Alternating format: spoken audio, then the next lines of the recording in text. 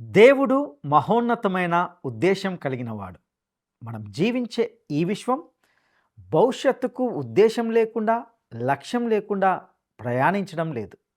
దేవుడు తాను సృష్టించిన ప్రతి అణువు విషయమై ఒక ఉద్దేశాన్ని కలిగి ఉన్నాడు. ఈ మాటల భావమేమిటో ఆలోచిద్దామా?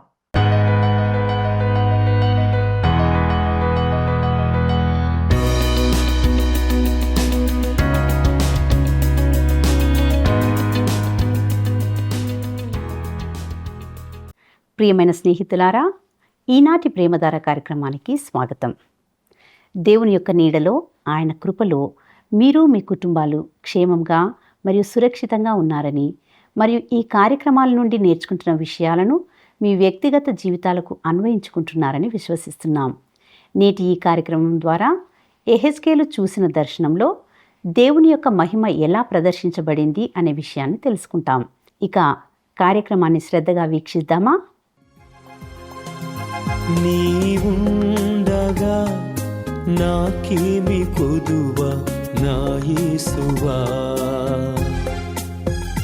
నీవుండగా నాకేమి కొదువ నా యేసువా, నీవే నా జీవం, నీవే నా సర్వం,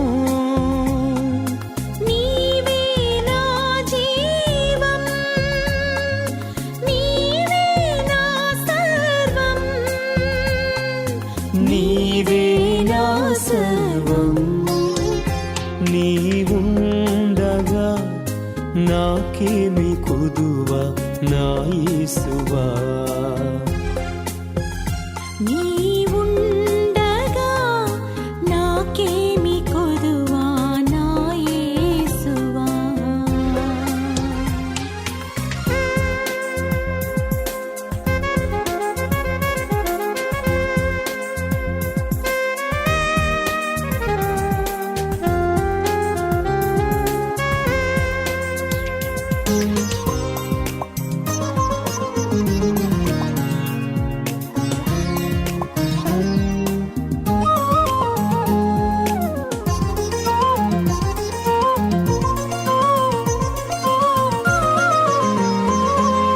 కష్టములలో, బాధలలో, శోధనలో, వేదనలో,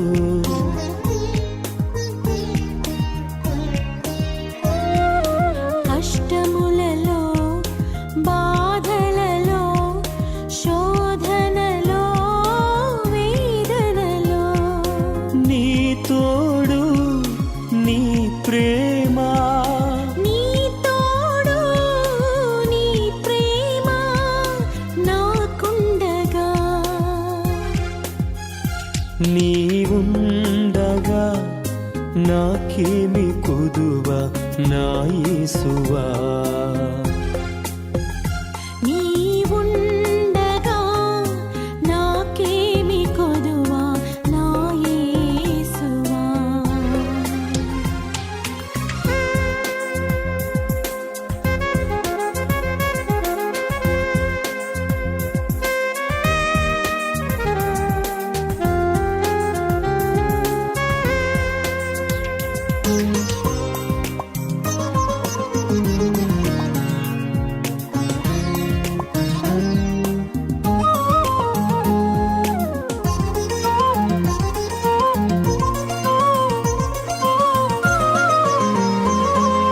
నీ కృపను, నీ ప్రేమను క్షణ క్షణము ప్రతిదినము,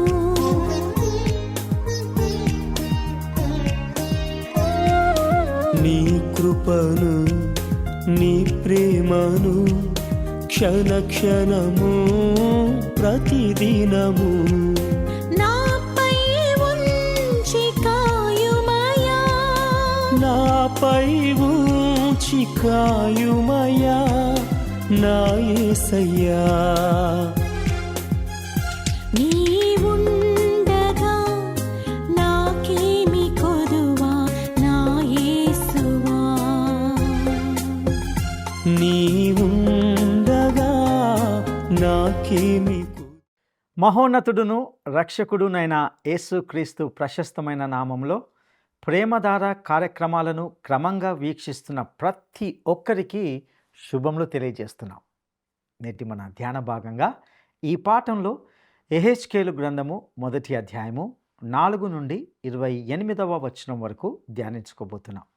ముందుగా యెహెజ్కేలు గ్రంథము 1వ అధ్యాయము 4వ వచనాన్ని గమనిద్దాం. నేను చూడగా ఉత్తర దిక్కు నుండి తుఫాను వచ్చుచుండెను, మరియు గొప్ప మేఘమును గోళము వలె గుండ్రముగా ఉన్న అగ్నియు కనబడెను. కాంతి దాని చుట్టూ ఆవరించి ఉండెను. ఆ అగ్నిలో నుండి కరగబడినదై ప్రజ్వలించుచున్న అపరంజి వంటిదొకటి కనబడెను. ప్రియులారా, ఈ వచనంలో ఉత్తర దిక్కు నుండి తుఫాను వచ్చుచుండెను అనే మాటను మనము గమనిస్తాం. ఉత్తర దిశలో ఒక విశాల ఖాళీ స్థలం ఉందని, అది దేవుని సన్నిధికి దారితీసే మార్గం అనే ఆలోచనను అనేకులు బోధిస్తూ ఉంటారు. కానీ మన ఆధునిక రేడియో ఎలక్ట్రానిక్ టెలిస్కోపులు అక్కడ నక్షత్రాలు ఉన్నట్లు చూపించాయి. అది ఖాళీగా లేదు. అయితే ఉత్తర దిక్కు అనేది లేఖనాల్లో దేవుని సింహాసనాన్ని సూచించడానికి ఉపయోగించబడింది. యెషయా గ్రంథము 14వ అధ్యాయము 13వ వచనంలో సాతాను యొక్క పతనం గురించి ఇలా చదువుతాం. నేను ఆకాశంలోకెక్కిపోయేదను, దేవుని నక్షత్రములకు పైగా నా సింహాసనమును హెచ్చింతును, ఉత్తర దిక్కుననున్న సభాపర్వతం మీద కూర్చుందును అనే మాటను మనం గమనిస్తాం. ప్రియులారా, నా అభిప్రాయంలో ఇది ఉత్తర ధ్రువాన్ని సూచించడం కాకుండా పైకి చూడమని సూచిస్తుంది. దేవుని సింహాసనానికి ఏ దిశతో సంబంధం లేదు. ఏ విధంగా చూసినా ఆ సింహాసన స్థానం మనం అర్థం చేసుకోగలిగింది కాదు. మనకు లూకాసు వార్త 21వ అధ్యాయము 28వ వచనంలో ఇలా చెప్పబడింది. ఇవి జరగనారంభించినప్పుడు మీరు ధైర్యము తెచ్చుకొని మీ తలలు ఎత్తుకొనిడి, మీ విడుదల సమీపించుచున్నది అనెను. ప్రియులారా, ఈరోజు మన శ్రద్ధ, మన దృష్టి ఈ దిశలోనే కేంద్రీకరించబడాలి. అదేవిధంగా కీర్తనల గ్రంథము 75వ అధ్యాయము 5 నుండి 7వ వచనము వరకు ఇలా చెప్పబడింది. కొమ్ము ఎత్తకుడి, ఎత్తుగా కొమ్ము ఎత్తకుడి, పొగరు పట్టిన మాటలాడకుడి అని భక్తిహీనులకు నేను ఆజ్ఞ ఇచ్చుచున్నాను. తూర్పు నుండి అయినను, పడమటి నుండి అయినను, అరణ్యము నుండి అయినను హెచ్చు కలగదు. దేవుడే తీర్పు తీర్చువాడు. ఆయన ఒకని తగ్గించును, ఒకని హెచ్చించును. ప్రియులారా, వాస్తవానికి ఆదిమ భాషలో మరియు ఆంగ్ల భాషలో దక్షిణ నుండి అయినను అనే మాట కూడా ఉన్నది. ఇక్కడ పేర్కొనబడని దిక్కు ఉత్తరం మాత్రమే. దాని అర్థము అత్యున్నత స్థలములో నుండి దేవుని సింహాసనం అనేది అవతలి వైపు దూరంగా, ఇది అంతరిక్షానికి అతీతంగా ఉంది. కాబట్టి ఈ ఉత్తర దిక్కు నుండి వచ్చే తుఫాను దేవుని సింహాసనం నుండి వచ్చే ఒక గొప్ప చర్యను సూచిస్తుంది. అనగా ఇది దేవుని యొక్క తీర్పును సూచిస్తుంది. మరియు గొప్ప మేఘమును గోళము వలె గుండ్రముగా ఉన్న అగ్నియు కనబడెను. కాంతి దాని చుట్టూ ఆవరించి ఉండెను. ఆ అగ్నిలో నుండి కరగబడినదై ప్రజ్వలించుచున్న అపరంజి వంటిదొకటి కనబడెను అనే మాటను కూడా గమనిస్తాం. ఇది మనము మొదటగా గమనించేది, ఒక వెలుగు ప్రకాశవంతంగా మెరిసింది, వెల్లడి చేస్తూ కొంత మరుగు చేస్తుంది. అస్పష్టంగా ఉంటూనే స్పష్టంగా కనిపించేలా చేస్తుంది. ఈ వెలుగు సూర్యుని కంటే ఎక్కువగా మెరిసింది. దీన్ని ఒక అణు విస్ఫోటనం లోపలి భాగంతో పోల్చవచ్చు. ఇది ప్రచండమైన మెరుపు వలె ప్రకాశవంతమైనది. ప్రియులారా, దేవుని వాక్యంలో హెబ్రీలకు రాసిన పత్రిక 12వ అధ్యాయము 29వ వచనంలో దేవుడు దహించు అగ్ని అయి ఉన్నాడు అని తెలియజేస్తుంది. మరియు అదేవిధంగా యోహాను రాసిన మొదటి పత్రిక 1వ అధ్యాయము 5వ వచనంలో దేవుడు వెలుగై ఉన్నాడు అని చూస్తాం. అపొస్తలుల కార్యములు 26వ అధ్యాయము 13వ వచనంలో పౌలు తను మార్పు నొందిన సమయంలో సూర్య తేజస్సు కంటే మిక్కిలి ప్రకాశమానమైన యొక్క వెలుగు త్రోవలో ప్రకాశించుట చూచితిని అని చెప్పాడు. ఇవన్నీ కూడా దేవుని సన్నిధిని సమీపించలేని తేజస్సును గురించి తెలియజేస్తాయి. ప్రియులారా, ఇక యెహెజ్కేలు గ్రంథము 1వ అధ్యాయము 5వ వచనాన్ని గమనిద్దాం. దానిలో నుండి 4 జీవుల రూపములు గల ఒకటి కనబడెను, వాటి రూపము మానవ స్వరూపము వంటిది. ఈ అధ్యాయంలోని ఈ వచనము మరియు 26వ వచనము మానవ రూపాన్ని గూర్చి, అనగా క్రీస్తు మానవ స్వరూపాన్ని ధరించడాన్ని గూర్చి సూచిస్తున్నాయి. దేవుడు మానవుడుగా అవతరించిన సత్యాన్ని యోహాను సువార్త 1వ అధ్యాయము 14వ వచనము ధృవీకరిస్తుంది. ఆ వాక్యము అనగా యేసు క్రీస్తు ప్రభువు శరీరధారి అయి కృపాసత్య సంపూర్ణునిగా మన మధ్య నివసించెను. అలాగే ప్రవక్త అయిన యెషయా తన గ్రంథంలోని 52వ అధ్యాయము 7వ వచనంలో ఈ విధంగా తెలియజేస్తున్నాడు. సువార్త ప్రకటించుచు, సమాధానము చాటించుచు, సువర్తమానము ప్రకటించుచు, రక్షణ సమాచారము ప్రచురించు వాని పాదములు, నీ దేవుడు ఏలుచున్నాడని సీయోనుతో చెప్పుచున్న వాని పాదములు పర్వతముల మీద ఎంతో సుందరములై ఉన్నవి. ప్రియులారా, దేవుడు ఈ భూమికి మనిషిగా వచ్చాడు. పాలస్తీనాలోని దుమ్ముతో నిండిన బాటల్లో నడిచాడు. కానీ చివరికి ఆయన పాదాల్లో మేకులు కొట్టబడ్డాయి.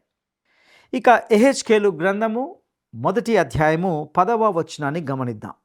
ఆ 4 ఎదుట ముఖరూపములు మానవ ముఖము వంటివి, కుడి పార్శ్వపు రూపములు సింహముఖము వంటివి, ఎడమ పార్శ్వపు ముఖములు ఎద్దు ముఖము వంటివి, 4 పక్షిరాజు ముఖము వంటి ముఖములు కలవు.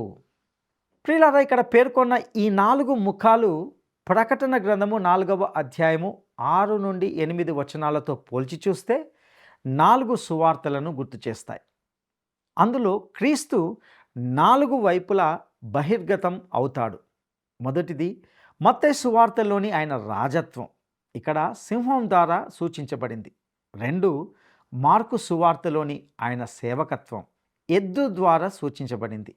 3 లూకా సువార్తలోని ఆయన పరిపూర్ణ మానవత్వం, మనుష్యుని ముఖం ద్వారా సూచించబడింది.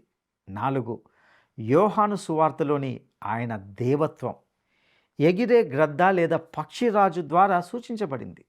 ప్రియులారా, ఈ 4 జీవులు ఏదెను తోటలో జీవ వృక్షమునకు పోవు మార్గమును కాపాడుటకు ఉంచబడినటువంటి కెరూబుల వర్ణనను పోలి ఉన్నవి.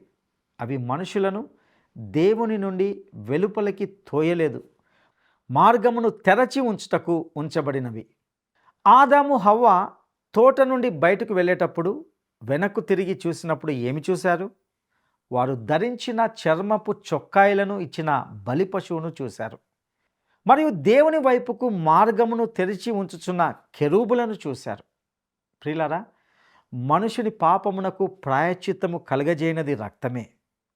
మోషే కరుణాపీఠాన్ని తయారు చేసినప్పుడు బలి అర్పణల రక్తాన్ని చూసే కెరూబులు పైన ఉంటున్నాయి. ఆదాము హవ్వలు చూసింది కూడా అదే విషయం. కేవలము రక్తము ద్వారా మాత్రమే మనుషుడు దేవుని సన్నిధికి చేరుకోగలడు. ప్రభువైన యేసు యోహాను సువార్త 14వ అధ్యాయము 6వ వచనంలో ఇలా అన్నాడు, నా ద్వారానే తప్ప మరి ఎవడును తండ్రి యొద్దకు రాడు. ప్రియులారా, ఇక యెహెజ్కేలు గ్రంథము 1వ అధ్యాయము 12వ వచనాన్ని గమనిద్దాం. అవన్నీయు చక్కగా ఎదుటికి పోవుచుండెను, అవి వెనుకకు తిరగక ఆత్మ ఏ వైపునకు పోవుచుండునో ఆ వైపునకే పోవుచుండెను. ప్రియులారా, ఈ వచనం ద్వారా మనము గ్రహించవలసిన సత్యము ఏమిటంటే, దేవుడు నేడు ఈ లోకంలో తన ఉద్దేశాన్ని నెరవేర్చుకోవడం వైపు తన మార్గమును తప్పకుండా ఏ ఆలస్యము లేకుండా ముందుకు సాగుతున్నాడు. ఏది ఆయనను తప్పించలేదు, ఏది ఆయన మార్గాన్ని మళ్లించలేదు. ఇక యెహెజ్కేలు గ్రంథము 1వ అధ్యాయము 13, 14 వచనాలను గమనిద్దాం. ఆ జీవుల రూపములు మండుచున్న నిప్పులతోనూ దివిటీలతోనూ సమానములు. ఆ అగ్ని జీవుల మధ్యను ఇటు అటు వ్యాపించెను. ఆ అగ్ని అతి కాంతిగా ఉండెను. అగ్నిలో నుండి మెరుపు బయలుదేరుచుండెను. మెరుపు తీగలు కనబడు రీతిగా జీవులు ఇటు అటు తిరుగుచుండెను. పరిశుద్ధ లేఖనము యోహాను వ్రాసిన 1వ పత్రిక 1వ అధ్యాయము 5వ వచనము దేవుడు వెలుగు అని మనకు తెలియజేస్తుంది. ఇది దేవుని మహిమ యొక్క గొప్ప దర్శనం. దేవుని వ్యక్తిత్వం నుండి వెలువడే దర్శనం. ప్రభు అయిన యేసు యోహాను సువార్త 8వ అధ్యాయము 12వ వచనంలో ఈ విధంగా చెప్పాడు, నేను లోకమునకు వెలుగై ఉన్నాను. ప్రియులారా, ఇంతకు ఇది మనకు ఏమి బహిర్గతం చేస్తుంది? దేవుని నీతిని, పరిశుద్ధతను తెలియజేస్తుంది. యోహాను వ్రాసిన మొదటి పత్రిక 1వ అధ్యాయము 7వ వచనంలో ఈ మాటను గమనిస్తాం. అయితే ఆయన వెలుగులోనున్న ప్రకారము మనమును వెలుగులో నడిచిన ఎడల మనము అన్యోన్య సహవాసము గలవారమై యుందుము. అప్పుడు ఆయన కుమారుడైన యేసు రక్తము ప్రతి పాపము నుండి మనలను పవిత్రులనుగా చేయును. క్రీస్తు రక్తం ద్వారా విమోచింపబడకుండా, ఆయన నీతితో కప్పబడకుండా ఉంటే దేవుని పరిశుద్ధత మనలను దహించి వేసేది. ప్రియులారా, ఈ దర్శనంలో దేవుడు బహిరంగంగా కనిపించడం లేదు. ఎవరునూ ఎప్పుడునూ దేవుని చూడలేదు అనే సత్యం ఇంకా నిజమే. నిర్గమకాండము 33వ అధ్యాయము 18 నుండి 33 వచనాల్లో పేర్కొనబడిన విధంగా మోషే దయచేసి నీ మహిమను నాకు చూపుమని అడిగినప్పుడు మోషే దేవుని వ్యక్తిత్వాన్ని కాకుండా దేవుని మహిమను మాత్రమే చూసేలా దేవుడు అతన్ని బండ సందులో దాచాడు. అందువలనే మోషే దేవుణ్ణి కాకుండా ఆయన మహిమను మాత్రమే చూడగలిగాడు. ప్రభువు అతనితో, నీవు నా ముఖాన్ని చూడజాలవు, ఏ నరుడును నన్ను చూచి బ్రతకడు అనెను. ప్రియులారా, వాస్తవానికి నిర్గమకాండము 20వ అధ్యాయము 4వ వచనంలో గమనించినట్లయితే దేవుని స్వరూపాన్ని తయారు చేయడానికి మనుషులకు నిషేధం విధించబడింది. ఆయన ఎలా ఉంటాడో మనకు తెలియదు. మనిషిగా అవతరించిన యేసు ప్రభువు ఎలా ఉండేవారో కూడా మనకు సరిగ్గా తెలియదు. కానీ మనుషుని హృదయంలో దేవుణ్ణి చూడాలనే ఆకాంక్ష ఉంది. ప్రతి విగ్రహము లేదా ఒక రూపము అనేది ఈ కోరికకు సాక్ష్యం ఇస్తుందని నా అభిప్రాయం. నేడు మనకు కనిపిస్తున్న ఆయా వస్తువులు, తయారు చేసిన ప్రతిరూపాలు మనుషులు దేవుణ్ణి చూడాలని అనుకుంటున్నారనే వాస్తవాన్ని అవి మనకు బహిర్గతం చేస్తాయి. అయినప్పటికీ దేవుడు మాత్రము తన వ్యక్తిత్వాన్ని మనుషులకు బహిర్గతం చేయడానికి ఇష్టపడలేదు. ఇక యెహెజ్కేలు గ్రంథము 1వ అధ్యాయము 15, 16 వచనాలను గమనిద్దాం. ఈ జీవులను నేను చూచుచుండగా నేల మీద ఆ 4 ఎదుట ముఖముల ప్రక్కను చక్రము వంటిదొకటి కనబడెను. ఆ చక్రముల యొక్క రూపమును పనియు రక్తవర్ణపు రాతి వలె నుండెను. ఆ 4 ఒక్క విధముగానే ఉండెను. వాటి రూపమును పనియు చూడగా చక్రములో చక్రమున్నట్టుగా ఉండెను. ప్రియులారా, మళ్ళీ నేను ఈ విషయాన్ని నొక్కి చెప్తున్నాను. ఇది ప్రస్తుత యాంత్రిక యుగం గురించిన ప్రవచనం కాదు, లేదా చక్రం యొక్క ఆవిష్కరణ గురించి కూడా కాదు. ప్రాచీన కాలంలో మనుషులు ఒక చెట్టును నరికి దాని కాండంలో ఒక భాగాన్ని తీసి చక్రాన్ని తయారు చేసి తర్వాత 2 చక్రాలతో బండి, 4 చక్రాలతో కారు తయారు చేశారని నేను నమ్ముతున్నాను. కానీ ఈ దర్శనంలో మీరు ఇలాంటి యాంత్రిక విషయాలను చూడాలనుకుంటే అది పిచ్చిగా మరియు అర్థం లేని విషయంగా ఉంటుందని, అది పనికిరాని వ్యర్థమైన ఆలోచన అని చెప్పాలి. ఈ చక్రంలో చక్రం అనే దర్శనం యొక్క నిజమైన అర్థాన్ని అర్థం చేసుకోవడానికి మనము మరింత ముందుకు చదవాలి. ఇక యెహెజ్కేలు గ్రంథము 1వ అధ్యాయము 18వ వచనాన్ని గమనిద్దాం. వాటి కైవారములు మిక్కిలి ఎత్తుగలవై భయంకరముగా ఉండెను. ఆ 4 కైవారములు చుట్టూ కండ్లతో నిండి ఉండెను. దేవుడు మహోన్నతమైన ఉద్దేశం కలిగిన దేవుడు. మనము జీవించే ఈ విశ్వం భవిష్యత్తుకు ఉద్దేశం లేకుండా, లక్ష్యం లేకుండా ప్రయాణించడం లేదు. దేవుడు తాను సృష్టించిన ప్రతి అణువు విషయమై ఒక ఉద్దేశం కలిగి ఉన్నాడు. నా ప్రియ స్నేహితులారా, ఆయన ప్రణాళికలో మీకు కూడా ఒక ప్రత్యేకమైన ఉద్దేశం ఉంది. ఈరోజు మీరు నేను జీవించి ఉన్నాం అనే వాస్తవమే దేవుని కొరకు ఒక ఉద్దేశాన్ని నెరవేర్చడానికి మనము ఇక్కడ ఉన్నామని తెలియజేస్తుంది. దేవుడు తన మహోన్నతమైన ఉద్దేశాన్ని ఈ లోకంలో నెరవేరుస్తున్నాడు. ఇక యెహెజ్కేలు గ్రంథము 1వ అధ్యాయము 19, 20 వచనాలను ఒకసారి గమనిద్దాం. ఆ జీవులు కదలగా ఆ చక్రములను వాటి ప్రక్కను జరిగెను. అవి నేల నుండి లేచినప్పుడు ఆ చక్రములు కూడా లేచెను. ఆత్మ ఎక్కడికి పోవునో అక్కడికే, అది పోవలసిన వైపునకే అవియూ పోవుచుండెను. జీవికున్న ఆత్మ చక్రములకును ఉండెను గనక అవి లేవగానే చక్రములను లేచుచుండెను. ప్రియులరా, ఇప్పుడు మనము స్పష్టంగా గ్రహించగలుగుతున్నాం. ఈ చక్రాలు దేవుని నిరంతర కార్యాచరణ మరియు అనంతమైన శక్తిని సూచిస్తున్నాయి. మన దేవుడు సర్వశక్తిమంతుడు. ప్రభువైన యేసు మత్తయి సువార్త 28వ అధ్యాయము 18వ వచనంలో ఈ విధంగా చెప్పాడు, పరలోకమందును భూమి మీదను నాకు సర్వాధికారము ఇయ్యబడి ఉన్నది. ప్రియులారా, దేవుడు తన మార్గంలో ముందుకు సాగుతున్నాడు మరియు ఆయన తన ఉద్దేశాలను నిశ్చయంగా నెరవేరుస్తాడు. ఇక ప్రకటన గ్రంథము 4వ అధ్యాయంలో యెహెజ్కేలు దర్శనంలోని ఈ 4 జీవులను మళ్ళీ చూస్తాం. అవి దేవుని సింహాసనాన్ని కాపాడుతూ 2 ముఖ్యమైన పనులు చేస్తున్నాయి. ఒకటి, పాపాత్ముడైన మనుషుడు దేవుని సన్నిధికి నేరుగా రాకుండా కాపాడుతున్నాయి. 2, మనుషుడు రావాల్సిన మార్గాన్ని సూచిస్తుంది.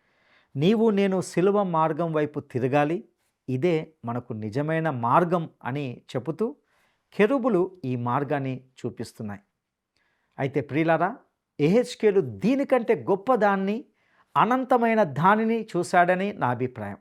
అతడు అంతరిక్షంలో ఎగురుతున్న ఈ చిన్న భూగ్రహముపై దయచూపుతూ ప్రపంచవ్యాప్తంగా ఉన్న కెరూబులను అతడు చూశాడు.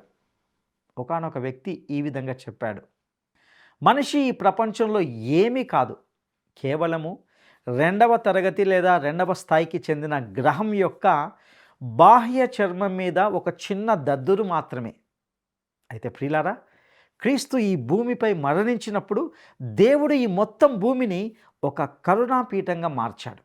నేడు దేవుడు ఈ లోకం మీద విహరిస్తూ క్రీస్తు ద్వారా తన వైపు వచ్చే ప్రతి పాపిని ఆదరించడానికి సిద్ధంగా ఉన్నాడు. ఇక యెహెజ్కేలు గ్రంథము 1వ అధ్యాయము 26, 27 వచనాలను గమనిద్దాం. వాటి తలల పైనున్న ఆ మండలం పైన నీలకాంతమయమైన సింహాసనము వంటిదొకటి కనబడెను. మరియు ఆ సింహాసనం వంటి దాని మీద నరస్వరూపియగు ఒకడు ఆసీనుడై ఉండెను. చుట్టూ దాని లోపట కరుగుచున్న ఇత్తడియు అగ్నియు నున్నట్టు నాకు కనబడెను.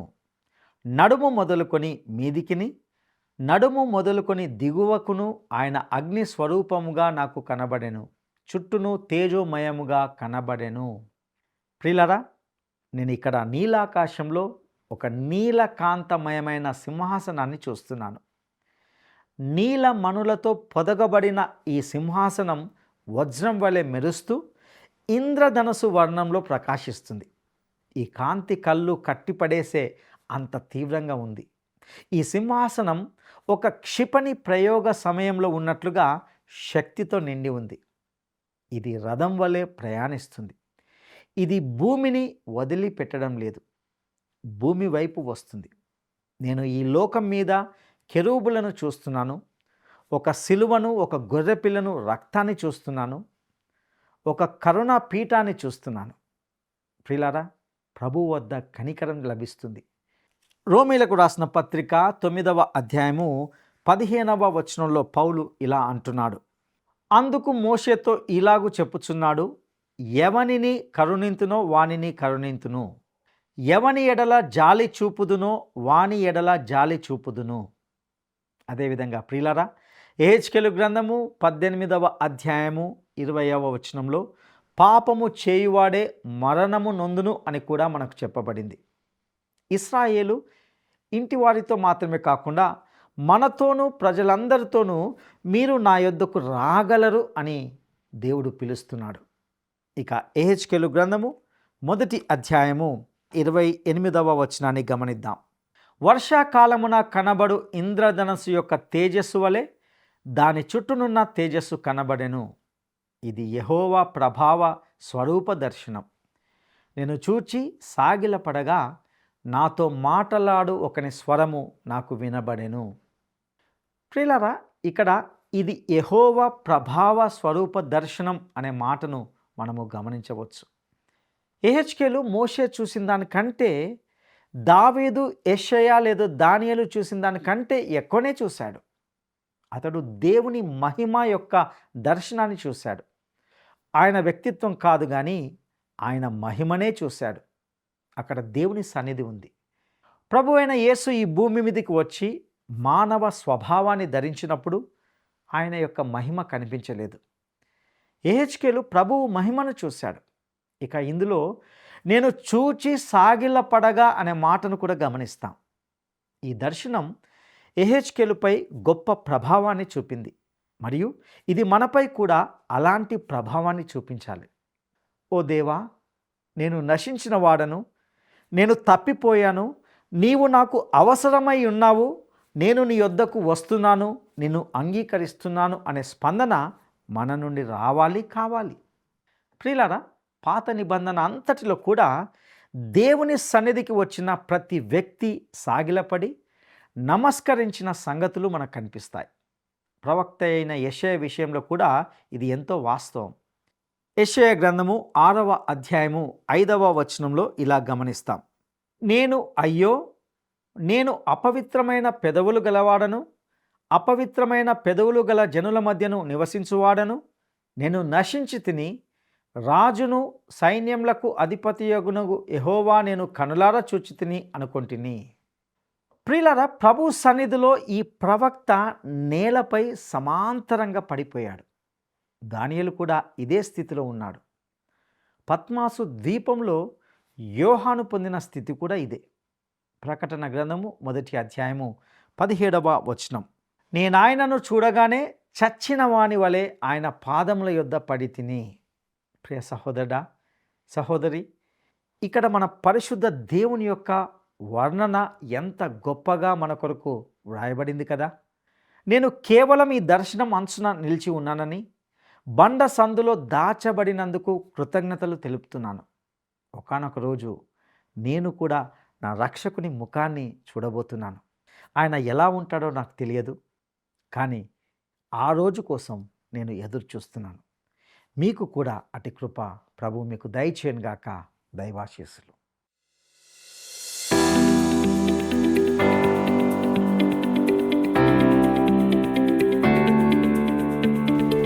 లేఖనాల్లో దేవుని సింహాసనాన్ని సూచించడానికి ఏ దిక్కు ఉపయోగించబడింది? లేఖనాల్లో దేవుని సింహాసనాన్ని సూచించడానికి ఏ దిక్కు ఉపయోగించబడింది? 1 ఉత్తర దిక్కు, 2 తూర్పు దిక్కు, 3 పడమట దిక్కు. ఈ ప్రశ్నకు సరైన జవాబును ఈ వాట్సాప్ నంబర్కు పంపండి. మా వాట్సాప్ నంబర్ 9399952570. ఈరోజు బైబిల్ అధ్యయన కార్యక్రమం మీకు ఆశీర్వాదకరంగా ఉందని మరియు అందులోని సత్యాలు మీ హృదయాలను స్పృశించాయని నమ్ముతున్నాం. ఈ కార్యక్రమానికి సంబంధించి లేక మీ వ్యక్తిగత సమస్యలకు సంబంధించి మీకు ఏవైనా ప్రశ్నలు కానీ లేదా సందేహాలు కానీ ఉంటే క్రింద ఇవ్వబడిన ఫోన్ నంబర్కి కాల్ చేయండి. మీ అభిప్రాయాన్ని మేము విలువైనదిగా భావిస్తున్నాం. మీ ఫోన్ కాల్ కోసం ఎల్లవేళలా మేము వేచి ఉంటాం. సత్యవంతుడైన దేవుడు మీకు తోడయుండి నడిపించునుగాక. ఆమేన్. ఈ కార్యక్రమం మీకు నచ్చిందా? అయితే వెంటనే మిస్డ్ కాల్ ఇవ్వండి.